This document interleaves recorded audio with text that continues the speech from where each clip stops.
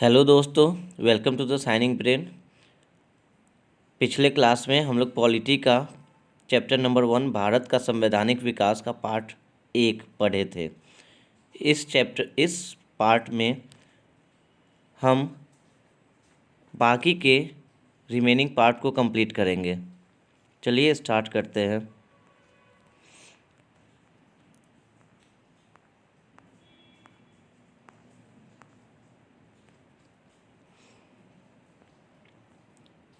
भारत परिषद अधिनियम 1892। इसके माध्यम से केंद्रीय और प्रांतीय विधान परिषदों में अतिरिक्त गैर सरकारी सदस्यों की संख्या बढ़ाई गई। यद्यपि बहुमत सरकारी सदस्यों का ही रहता था, केंद्रीय विधानसभा के अतिरिक्त मनोनीत सदस्यों की संख्या कम से कम 10 और अधिक से अधिक 16 निश्चित की गई। इनमें से 10 सदस्यों को गैर सरकारी होना आवश्यक था। इस अधिनियम में गैर सरकारी सदस्यों की नियुक्ति हेतु अप्रत्यक्ष निर्वाचन प्रणाली का प्रावधान किया गया। विधान परिषद की शक्तियों में वृद्धि हुई। अब सदस्यों को आर्थिक नीति तथा बजट पर बहस करने की अनुमति प्राप्त हुई, परंतु मतदान का अधिकार नहीं था। परिषद के सदस्यों को जनहित से संबंधित मामलों में कुछ सीमाओं के भीतर प्रश्न पूछने का भी अधिकार प्राप्त हुआ। निर्वाचन पद्धति का आरंभ किया जाना इस अधिनियम की एक प्रमुख विशेषता है। प्रांतीय परिषदों के गैर सरकारी सदस्य नगर पालिका, जिला बोर्ड, विश्वविद्यालय एवं वाणिज्य मंडल द्वारा अप्रत्यक्ष रूप से निर्वाचित किए जाते थे। भारत परिषद अधिनियम 1909।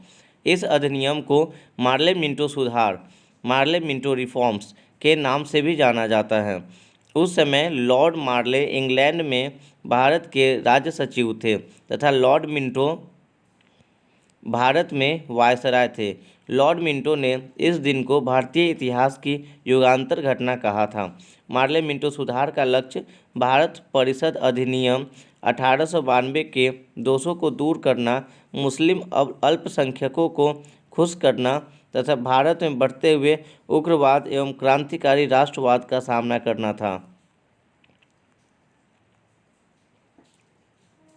इस अधिनियम ने केंद्रीय और प्रांतीय विधान परिषदों के आकार में व्यापक वृद्धि की।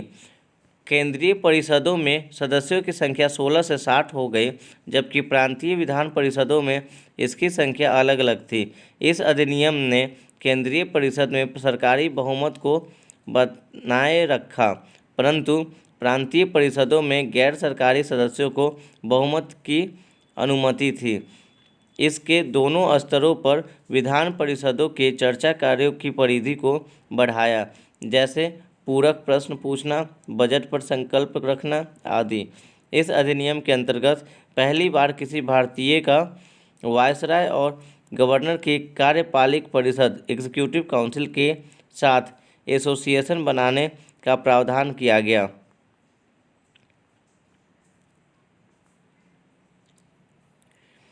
सत्येंद्र प्रसाद सिन्हा वायसराय की कार्यपालिका परिषद के प्रथम भारतीय सदस्य बने। उन्हें विधि सदस्य बनाया गया था। इस अधिनियम के द्वारा भारत में प्रादेशिक चुनाव हेतु व्यावसायिक और सांप्रदायिक प्रतिनिधित्व प्रणाली, professional and communal representation of separate electoral system को अपनाया गया। इस अधिनियम ने पृथक निर्वाचन के आधार पर मुस्लिमों के लिए सांप्रदायिक प्रतिनिधित्व का प्रावधान किया। इसके अंतर्गत मुस्लिम सदस्यों का चुनाव मुस्लिम मतदाता ही कर सकते थे। इस प्रकार इस अधिनियम ने सांप्रदायिकता को वैधानिकता प्रदान की। लॉर्ड मिंटो को सांप्रदायिक निर्वाचन का जनक कहा जाता है। इस अधिनियम ने presidency corporation, chambers of commerce, विश्वविद्यालयों और जमींदारों के लिए अलग प्रतिनिधित्व का भी प्रावधान किया। भारत शासन अधिनियम 1919 ईस्वी के अधिनियम को मॉन्टेग्यू चेम्सफोर्ड सुधार भी कहते हैं, क्योंकि इस अधिनियम के जन्मदाता भारत सचिव मॉन्टेग्यू और भारत के गवर्नर जनरल चेम्सफोर्ड थे। यह अधिनियम ब्रिटिश सरकार द्वारा सुधारों का एक और तथाकथित प्रयास था। 20 अगस्त 1917 ईस्वी को भारत सचिव लॉर्ड मॉन्टेग्यू ने एक घोषणा की जिसमें भविष्य के सुधारों की ओर संकेत किया गया था। तत्कालीन संवैधानिक सुधारों की मांग, होम रूल आंदोलन, प्रथम विश्व युद्ध आदि अनेक कारणों से यह अधिनियम पारित किया गया। इस अधिनियम के आधार पर प्रांतों में आंशिक रूप से उत्तरदायी सरकार की स्थापना की गई। पार्षद कार्यपालिका का ऐसा भाग था जो गवर्नर के प्रति उत्तरदायी था तथा दूसरा भाग मंत्रिमंडल था जो प्रांतीय व्यवस्थापिका के प्रति उत्तरदायी था।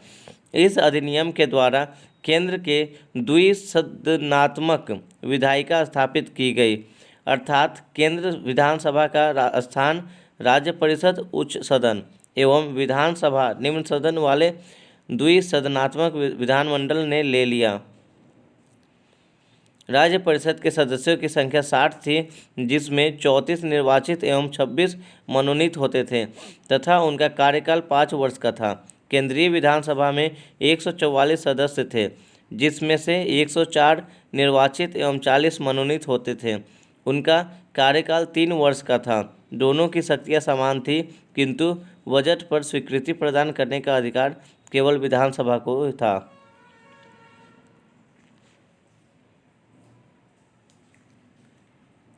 केंद्रीय और प्रांतीय विषयों की सूची की पहचान कर एवं उन्हें पृथक कर राज्यों पर केंद्रीय नियंत्रण कम किया गया। केंद्रीय और प्रांतीय विधान परिषदों को अपनी सूचियों के विषय पर विधि बनाने का अधिकार प्रदान किया गया। 1919 ईस्वी के एक्ट की मुख्य विशेषता प्रांतों में द्वैध शासन डायरकी की स्थापना थी। इसके लिए केंद्रीय और प्रांतीय विषयों को पृथक किया गया था। इसके पश्चात प्रांतीय विषयों को पुनः 2 भागों में बांटा गया। प्रांतीय विषयों के 2 भाग, एक आरक्षित विषय राजस्व, न्याय, वित्त, पुलिस आदि, 2 हस्तांतरित विषय स्थानीय स्वशासन, कृषि, शिक्षा, स्वास्थ्य आदि। आरक्षित विषयों का शासन गवर्नर अपनी परिषद के सदस्यों की सलाह से करता था तथा हस्तांतरित विषयों का शासन गवर्नर भारतीय मंत्रियों की सलाह से करता था। इस अधिनियम ने सांप्रदायिक आधार पर सिखों, भारतीय, ईसाइयों, आंग्ल भारतीय और यूरोपियों के लिए पृथक निर्वाचन के सिद्धांत को विस्तारित कर दिया। इस अधिनियम ने एक लोक सेवा आयोग के गठन का प्रावधान किया। इसी के परिणाम स्वरूप 1926 ईस्वी में सिविल सेवकों की भर्ती के लिए केंद्रीय लोक सेवा आयोग का गठन किया गया।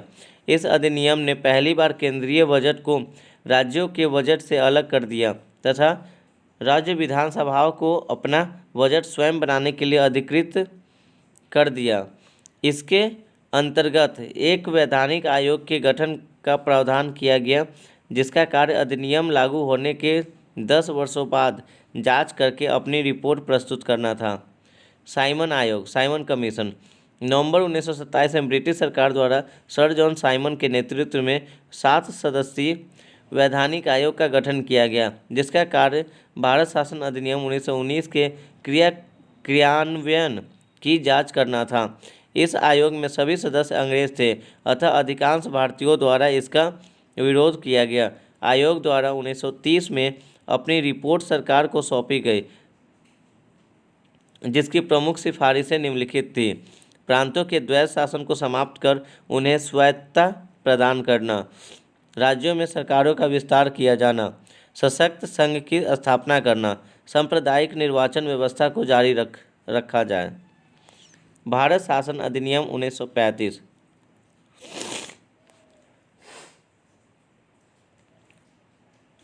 यह भारतीय भारत में पूर्ण उत्तरदायी सरकार के गठन में एक मील का पत्थर साबित हुआ।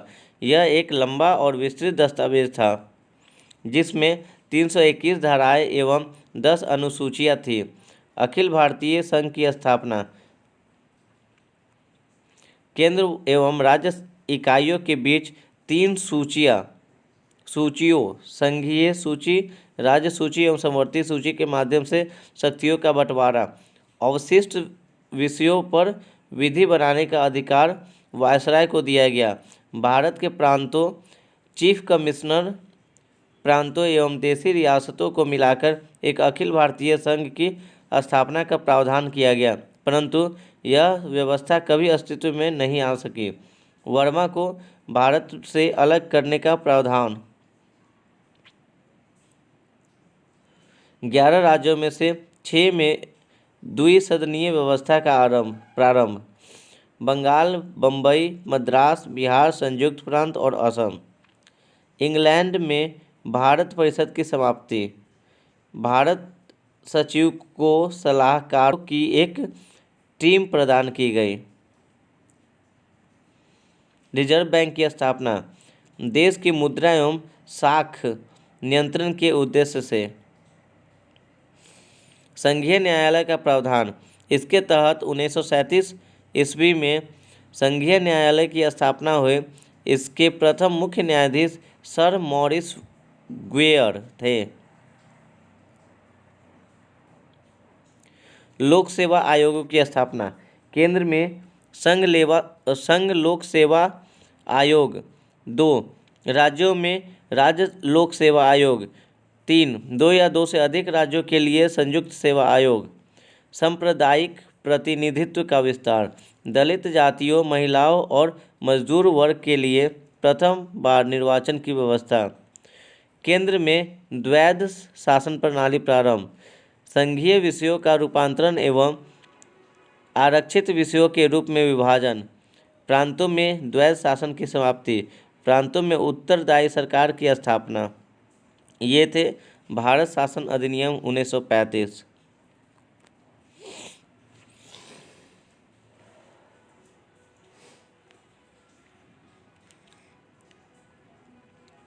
नेहरू समिति के सदस्य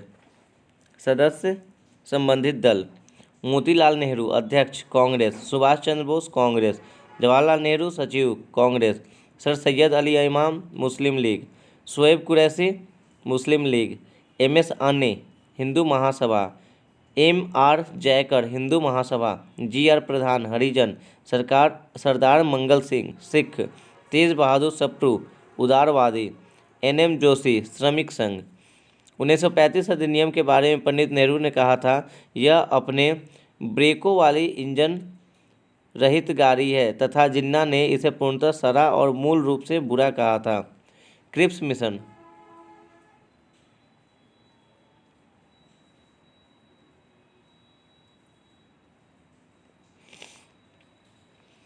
बाईस मार्च 1942 को क्रिप्स मिशन भारत आया। यह एक सदस्यीय आयोग था जो सर स्टैफोर्ड क्रिप्स के नेतृत्व में ब्रिटिश सरकार द्वारा भेजा गया था। क्रिप्स मिशन के अनुसार ब्रिटिश सरकार एक ऐसे भारतीय संघ की स्थापना करना चाहते थे जिसकी स्थिति ब्रिटिश सम्राट के अंतर्गत एक पूर्ण औपनिवेशिक स्वराज की होगी। इसे ब्रिटेन में संबंध विच्छेद करने की भी स्वतंत्रता होगी। द्वितीय विश्व युद्ध की समाप्ति के तुरंत बाद भारत का संविधान बनाने के लिए एक संविधान सभा की स्थापना की जाएगी, जिसमें ब्रिटिश भारतीय प्रांतों एवं देशी रियासतों दोनों के प्रतिनिधि सम्मिलित होंगे। ब्रिटिश सरकार इस संविधान द्वारा निर्मित संविधान को स्वीकार कर लेगी, परंतु शर्त यह है कि ब्रिटिश सरकार के प्रांतों या देशी रियासतों को यदि नवीन संविधान पसंद नहीं होगा तो वे अपनी वर्तमान संवैधानिक स्थिति बनाए रख सकेंगे। ऐसे प्रांतों को भी अपने लिए एक संविधान बनाने का अधिकार होगा तथा उनकी स्थिति भी संविधान संघ के समान होगी। संविधान सभा और ब्रिटिश सरकार के मध्य अन्य संस्थाओं की सुरक्षा हेतु एक संधि की जाएगी। जब तक नवीन संविधान कार्यान्वित नहीं हो जाता तब तक ब्रिटिश सरकार ही भारत की सुरक्षा के लिए उत्तरदायी होगी।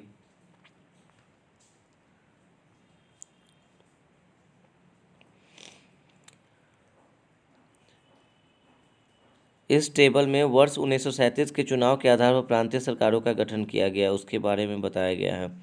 प्रांत मद्रास, मुख्यमंत्री सी राजागोपालाचारी, दल कांग्रेस। प्रांत बम्बई, मुख्यमंत्री बीजी खरे, दल कांग्रेस। मध्य प्रांत बीएन खरे, कांग्रेस। बिहार श्री कृष्ण सिंह, कांग्रेस। संयुक्त प्रांत उत्तर प्रदेश गोविंद बल्लभ पंत, कांग्रेस। उड़ीसा बीएन दास, कांग्रेस। उत्तर पश्चिम सीमा प्रांत डॉक्टर खान साहब, गठबंधन सरकार। सिंध अल्लाह बख्श, बाद में बंदे शहदुल्ला खान, मुस्लिम लीग। असम मोहम्मद शाहदुल्ला, बाद में गोपीनाथ बारदोलाई, गठबंधन सरकार। पंजाब सिकंदर हयात खान, यूनिवर्सिटी पार्टी। बंगाल फजलुल हक, मुस्लिम लीग और कृषक प्रजा पार्टी। कांग्रेस द्वारा क्रिप्स प्रस्ताव को अस्वीकार करने के कारण क्रिप्स प्रस्ताव को प्रत्यक्ष रूप से पाकिस्तान की मांग को स्वीकार किया गया था। भारत की सुरक्षा के प्रश्न पर कांग्रेस क्रिप्स प्रस्ताव में से सहमत नहीं थी। कांग्रेस के द्वारा संपूर्ण भारत के लिए पूर्ण स्वतंत्रता की मांग की जा रही थी, लेकिन क्रिप्स प्रस्ताव में औपनिवेशिक स्वराज की बात कही गई थी। वास्तव में औपनिवेशिक स्वराज के लिए भी कोई तिथि निश्चित नहीं की गई थी। इसी कारण महात्मा गांधी द्वारा इस प्रस्ताव को दिवालिया बैंक तथा भविष्य की तिथि से में बुनाने वाला चेक, पोस्ट डेटेड चेक कहा गया था। क्रिप्स प्रस्ताव में पाकिस्तान के निर्माण की स्पष्ट प्रावधान न होने के कारण मुस्लिम लीग के द्वारा भी क्रिप्स प्रस्ताव को अस्वीकार कर दिया गया था। वेवेल योजना 1945।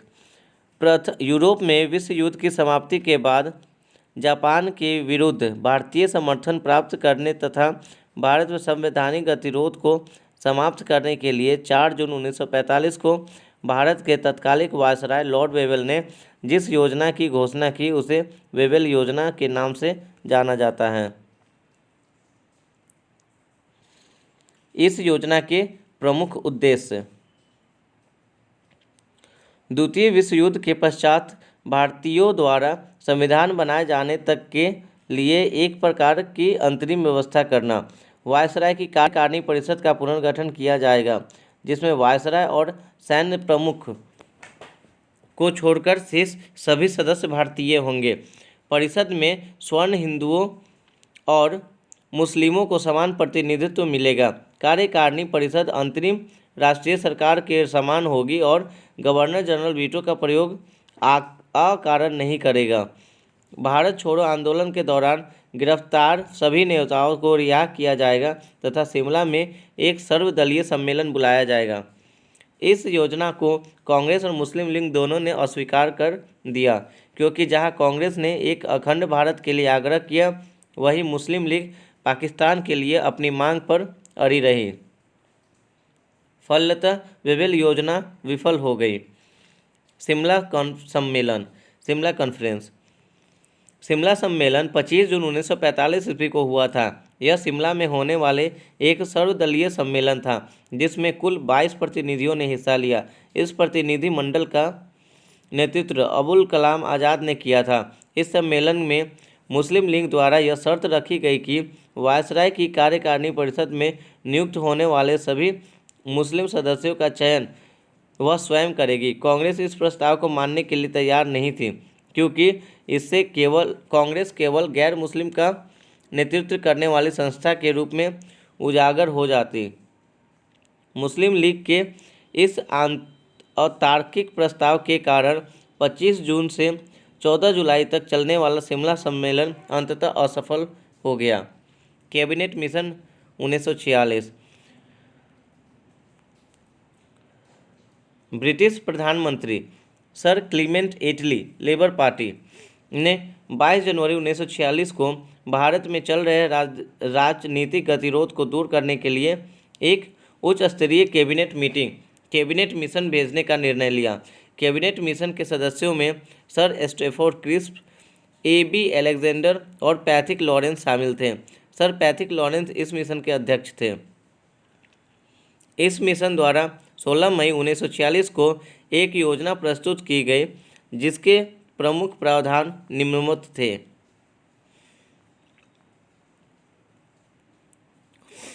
एक, ब्रिटिश भारत और देशी रियासतों को मिलाकर एक अखिल भारतीय संघ का गठन किया जाएगा। विदेश, रक्षा और संचार विभाग संघ के अधीन होगा तथा इसके लिए एक धन एकत्र करने का अधिकार संघ को होगा। संघ की अपनी कार्यपालिका और विधानपालिका होगी, जिसमें ब्रिटिश भारत एवं देशी रियासतों के प्रतिनिधि शामिल होंगे। संघीय विषयों के अलावा अन्य सभी विषयों और अवशिष्ट शक्तियों प्रांतों में निहित होगी। भारतीय संविधान के निर्माण के लिए अप्रत्यक्ष चुनाव प्रणाली के आधार पर एक संविधान सभा की स्थापना की जाएगी। इस संविधान सभा में कुल 389 सदस्य होंगे, जिसमें 292 ब्रिटिश प्रांतों के, 93 देशी रियासतों के और 4 चीफ कमिश्नरों के क्षेत्र के प्रतिनिधि शामिल होंगे। यह निश्चित किया गया कि लगभग 10 लाख व्यक्तियों पर संविधान सभा में एक सदस्य होगा तथा प्रांतों के संविधान सभा में प्रतिनिधित्व जनसंख्या के आधार पर दिया जाएगा। संविधान सभा में महिला सदस्यों की संख्या 15, अनुसूचित जाति के सदस्यों की संख्या 26 तथा अनुसूचित जनजाति के सदस्यों की संख्या 33 थी। देशी रियासतों का प्रतिनिधित्व भी जनसंख्या के आधार पर चुने गए प्रतिनिधियों की समझौता समिति एवं देशी रियासतों की ओर से नियुक्त की गई समिति के मध्य आपसी बातचीत द्वारा तय होने था। प्रांतों को इस बात की स्वतंत्रता थी कि वे आपस में मिलकर अपने शासन संबंधी पृथक समूह बना सकते थे। 7, एक अंतरिम सरकार की तत्काल स्थापना की जाएगी, जिसे भारत के सभी प्रमुख राजनीतिक दलों का समर्थन प्राप्त होगा। इस अंतरिम सरकार में 14 सदस्य होंगे, जिसमें 6 कांग्रेस से, 5 मुस्लिम लीग से, 1 भारतीय ईसाई से, 1 सिख से और 1 पारसी होंगे। महात्मा गांधी के अनुसार यह उन परिस्थितियों में ब्रिटिश सरकार द्वारा प्रस्तुत की जाने वाली सर्वश्रेष्ठ योजना थी। अंतरिम सरकार का गठन।